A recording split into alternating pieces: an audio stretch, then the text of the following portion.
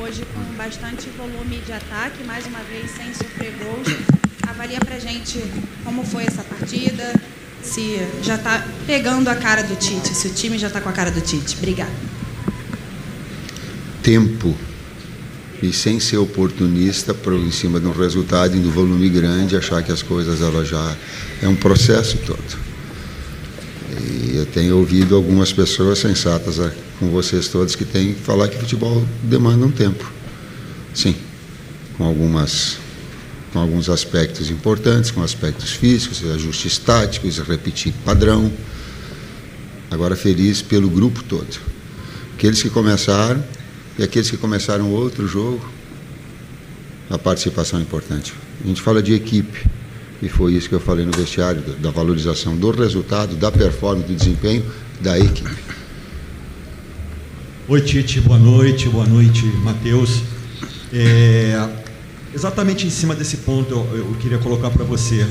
A tua equipe hoje ela manteve um padrão do início ao fim em termos de taticamente. Você começou com o Luiz Araújo de um lado, puxou o De La Cruz para o meio e teve o Bruno Henrique, que foi mantido até o final. Do outro lado, depois você pôs o Cebolinha e fez as outras mexidas, enfim, com os jogadores de meio de campo. Eu queria que você nos passasse essa avaliação, porque é um jogo valendo 3 pontos, mas também é para sua análise, observação, esse tipo de jogo que a gente tem no Campeonato Carioca, onde também, na quinta-feira, após o Carnaval, vai ter um jogo muito semelhante, longe daqui, contra o Bangu, vai ser em Sergipe. Mas eu queria saber como é que você está observando e fazendo esses testes, essas mexidas, mantendo uma estrutura do time jogar. São oportunidades da equipe. Falando em termos táticos, a pergunta é em termos táticos, ela está ajustada com externos. Desde o ano passado a gente ajustou e ela está coordenada. Ela precisa de tempo para coordenar com o flutuador, com o articulador. Ou vocês acham que em outras equipes que eu tinha articulador do lado direito, eu fiz assim, o cara flutuador e o cara começou a jogar na hora? Não. Eu vou dar um exemplo de uma equipe que encantou, sem estabelecer... Não vou comparar aqui, mas me ajuda aí, Matheus. É isso aí. Precisa de tempo para ajustar a flutuação. Do flutuador para passagem, para sincronia, para o movimento, que daqui a pouco o adversário... Então, uma já tem dominada, a outra precisa de tempo para ser ajustada.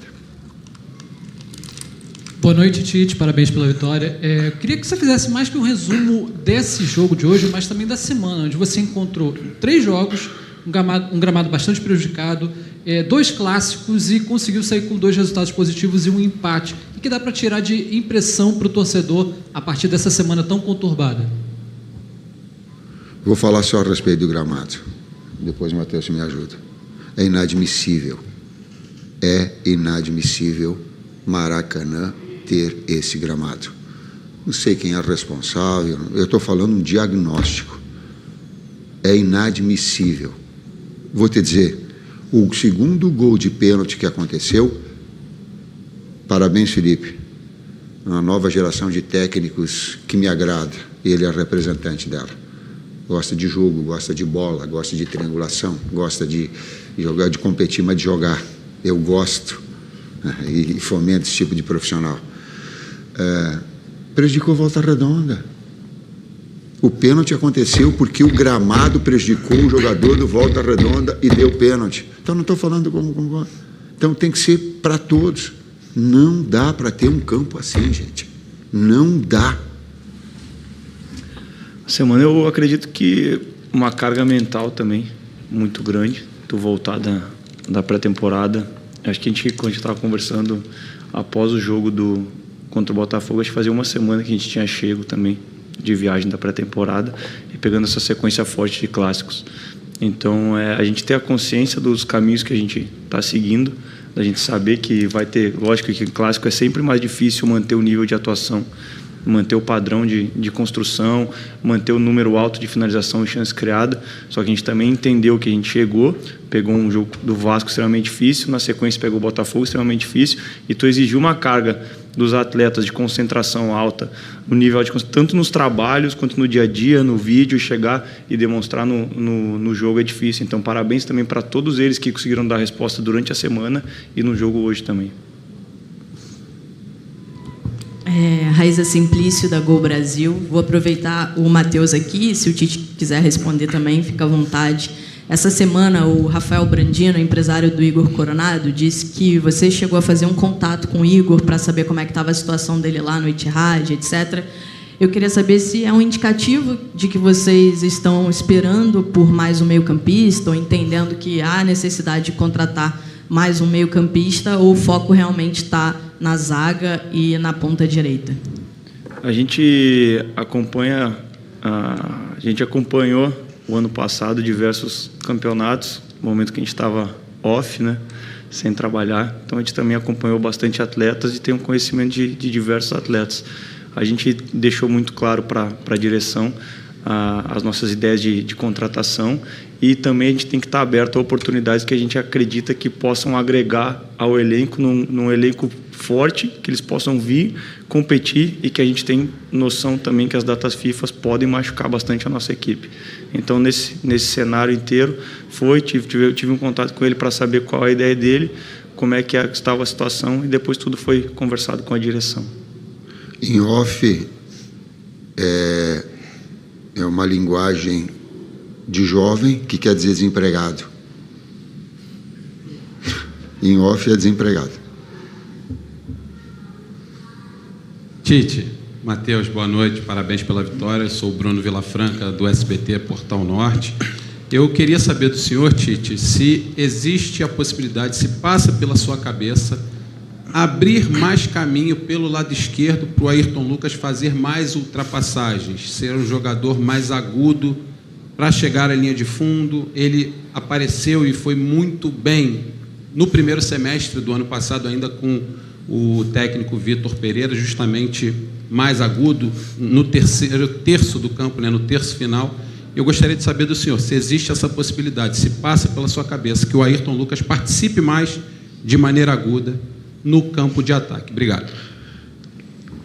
Pergunta tática, resposta tática. Na triangulação pelo lado esquerdo, ele é o jogador que vem por dentro da iniciação e que ataca canal central ou lateral com ultrapassagem. Tem sim, como aconteceu no jogo de hoje. Sim, essa movimentação, essa coordenação vai lhe permitir essa situação com essa orientação. Acredito que talvez falte até um pouco, às vezes, a gente conseguir equilibrar um pouquinho mais o lado direito e esquerdo, que vai demonstrar isso que ele falou. Mas também, como a gente fala, está caminhando, a gente também quer que aconteça. E eu tenho que fazer um pedido de desculpa, e vão me permitir. Eu prejudiquei o Vitor Hugo. Eu dei ele uma função que ela não é usual dele e não é a melhor função dele. Por vezes tu quer oportunizar os atletas e te dá uma condição, e entendia, digo, deixa eu ver como ele, com o segundo meio-campista central, com o De La Cruz mais à frente, não é a posição dele. Eu e a comissão técnica todas erramos e prejudicamos ele. Eu estou pedindo desculpa deles, entendemos o desempenho por essa questão. Ele é 10, ou ele é 7, ou ele é 11 de recomposição, como estava tendo em outro momento. E eu tenho que ser justo. Eu preciso, isso vai me deixar em paz, e ele tem que saber, a família dele tem que saber. Tite, Matheus, boa noite, parabéns pela vitória. Mauro Santana, do canal Mauro Santana. Hoje tivemos a possibilidade de ver, jogando lado a lado logo de início, o De La Cruz e o Luiz Araújo. Luiz Araújo, que também foi muito bem na partida e foi decisivo no primeiro gol, tendo participado também de boa parte do jogo. E eu queria que o senhor comentasse a respeito, né, da participação desses dois jogadores lado a lado. Inicialmente, até o Luiz Araújo foi sacado da equipe para a entrada do De La Cruz, não exatamente na mesma função, mas os dois participando lado a lado dessa partida. Nós temos dois baita jogadores, temos muita qualidade de elenco, cara. Fica difícil para a gente tomar decisões em um jogo ou no outro. O Luiz é um menino que vem trabalhando duro desde que a gente chegou, ganhou um espaço dele e tem um espaço muito marcante com a gente. Então a gente acredita que a gente pode arrumar maneiras de potencializar todos. O Luiz, o Nico, o Arrasca, o Gerson, todos esses atletas que a gente tem que saber e entender e dar o tempo para entender como essas peças vão funcionar junto também. Tite aqui. Boa noite, Tite. Boa noite, Matheus. Marcos Martins, do canal da QSRN. Hoje, o Alan começou como titular, né? Eu queria te perguntar se existe a possibilidade futura do Alan iniciar o jogo ao lado do Pulgar, na abertura do meio-campo. Uma composição que talvez pudesse entregar mais até na construção inicial mesmo do Flamengo. Queria te perguntar se existe essa possibilidade. Obrigado. O Alan está retomando, ele ficou um ano parado, quase isso? Não, Me ajudem. 3 meses na reta final do ano passado. Na reta final do ano passado, ele vinha de alguns, desculpa, mas com menos, mas ele com bastante tempo. E a gente recuperou ele no final. Ele está retomando um melhor nível, uma melhor condição. Por mais treinamentos que tu faça, o ritmo de jogo, quando tu tem um tempo muito espaçado, ficando fora, vai retomar. É um jogador muito, muito concentrado no que ele faz, com muita qualidade que tem. Falei isso para dizer assim que o campo, a bola vai falar, as circunstâncias, os momentos podem falar, tal qual eu fiz em relação ao Vitor Hugo, e tenho dizendo que ele não tem. Daqui a pouco, em outro momento, eles possam estar e estar num bom desempenho, mas pós-retomada, numa melhor condição. Eu digo que a bola tudo é possível. Eu já aprendi que não dá para dizer assim, não vai produzir, não vai, não. Daqui a pouco ela se ajusta, ela se molda, desde que a gente tenha a condição de oportunizar e ver. Boa noite, Tite e Matheus. Recentemente, o Flamengo teve 2 saídas no departamento de futebol, né? Saíram o Fabinho e também o Juan, e agora o Carlos Noval e o Luiz Carlos assumem os cargos, inclusive tem essa unificação de setores. Sim, então, o Juan está com a saída encaminhada para a CBF, é o que a gente tem de informação. E aproveitando a deixa, até que ponto que essas mudanças que o Flamengo indicou, que o Flamengo mostrou, até que ponto essas mudanças interferem no dia a dia do trabalho do Flamengo, no seu trabalho, inclusive? É uma situação institucional também importante que o Bruno pode falar com muito maior capacidade. Primeiro, não tem nada oficial nesse sentido aí sobre o Juan. O Juan, até a gente tomou um susto quando saiu uma matéria dizendo que o Juan tinha ido para a CBF. Por acaso, eu e Marcos, a gente estava numa reunião fora do Flamengo, fora do CT, e imediatamente eu liguei para lá. O Juan estava no campo, trabalhando normalmente com a comissão técnica, em todas as rotinas que fazem parte do escopo de trabalho dele, normalmente. Então, uma pessoa de um caráter incrível, um excelente profissional e que está seguindo o trabalho dele normal, sem alteração nenhuma no Flamengo. O Luiz Carlos é o novo gerente de futebol, com a saída do Fabinho para o Corinthians. Óbvio, sempre a gente fica triste de um companheiro de trabalho estar saindo, mas ele está indo para uma função de diretor de um clube grande do país. A gente deseja boa sorte a ele e fica, vamos dizer assim, como é que diz? É um reconhecimento do mercado a capacidade do Fabinho, né? Então, em relação ao trabalho dentro do clube, o clube tem toda uma estrutura profissional que trabalha junto com os atletas e com a comissão técnica. O Marcinho, que hoje está na supervisão, junto com o Luiz Carlos na gerência de futebol, e o trabalho, todas as funções que precisam ser desempenhadas por cada área.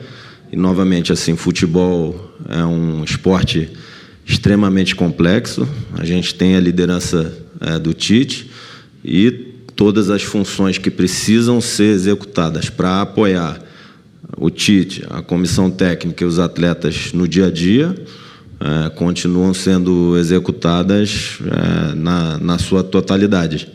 Então, a gente já deu as boas-vindas ao Luiz Carlos. É um profissional que o clube confia muito, é da minha confiança, é da confiança do Marcos Braz, da confiança do presidente Rodolfo Landim, do CEO Reinaldo Belotti. Então, a gente está muito tranquilo com o movimento que foi feito em substituição ao Fabinho.